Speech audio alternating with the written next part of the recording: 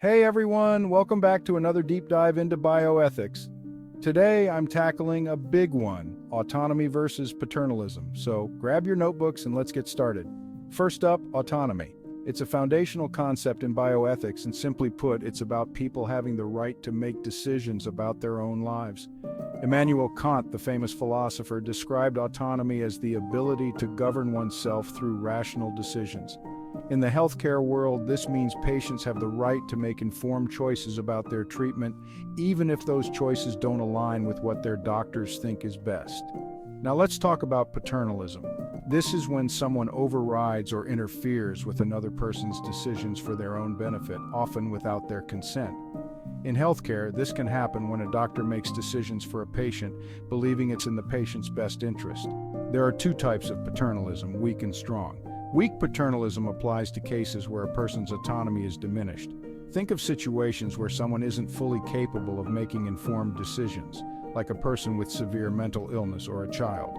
Here, the intervention is seen as protecting someone who can't act fully autonomously. Strong paternalism, on the other hand, occurs when healthcare providers override the decisions of a competent patient. They believe they're acting in the patient's best interest, even if the patient disagrees. So, here's the ethical conflict. When, if ever, is it justified for healthcare professionals to override a patient's autonomy? On one hand, autonomy respects the patient's right to control their own life. On the other hand, paternalism suggests that healthcare providers who possess specialized knowledge may sometimes need to step in to prevent harm or ensure the patient's well-being. To put this into context, consider the case of Mrs. Wangley. This case involved a patient whose family wanted to continue life-sustaining treatment despite medical advice that the treatment was futile. Should the doctors have the final say based on medical expertise, or should the patient's family's wishes be respected, even if the treatment has no hope of success? Key takeaways for this week: 1. Autonomy means the right of individuals to make decisions about their lives. 1. Paternalism involves intervening in those decisions for their benefit. 1. Weak paternalism is directed at those whose autonomy is impaired. Strong paternalism overrides the decisions of those capable of acting autonomously. 1.